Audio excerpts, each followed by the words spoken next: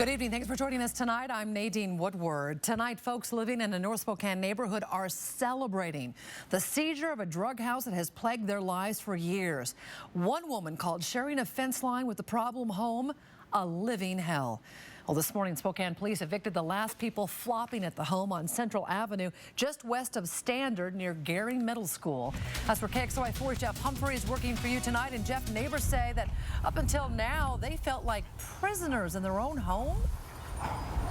Nadine, the lady who owns this house, she doesn't live here, but her reportedly drug-addicted son does, and that has created years of problems for this neighborhood. Even though the owner promised more than 13 months ago to clean up this place, she didn't, and so this morning the Spokane Police Department boarded up her property. It's been a nightmare. It's been a nightmare. When you live next to a drug house, all the rules of neighborhood civility get thrown out the window, like the broken ones that now ring this residence. Okay, there's the cussing late at night, there's the breaking, there's the trash in the front yard, there's people constantly coming going. I think someone passed away in the backyard last year. Carolyn Arthur has suffered a first-hand look at what happens when drug-addicted people make getting meth a driving force in their lives. The homeowner's son admits he's hooked on meth and lets fellow addicts flop here. Getting drugs to let people stay here, and then they would run around and do bad things to the neighborhood. Police say those bad things include prostitution, trafficking in stolen property, discarded human waste, and syringes. I don't know how many calls for service we've had just for fights at this house. So unfortunately, yeah, it's a real quality of life issue for everybody else that's working, living, and just trying to raise their kids.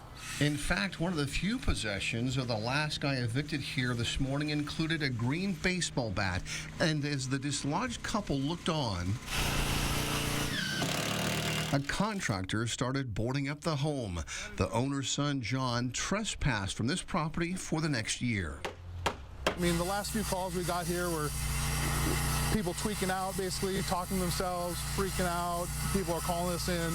So just the peace of mind for them and their family and their kids will be huge.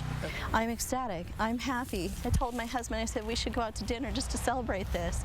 Yeah, no more.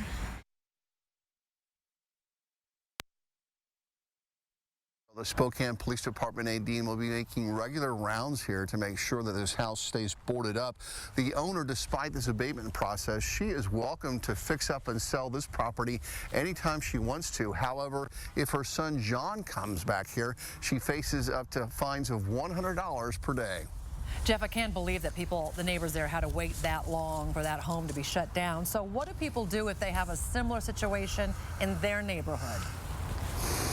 Well, you could certainly call Crime Check and report that suspicious activity, because your information is absolutely going to be forwarded to the respective drug units involved. However, I would go to the front desk of your local sheriff's office or police department, talk to your neighborhood resource officer. Those are the folks that did most of the heavy lifting here. Make some face-to-face contact. That officer or deputy, they're going to tell you exactly what type of probable cause you need to develop by watching that house, providing it to detectives. That gets to things like search warrants and allows them to shut this place like this down.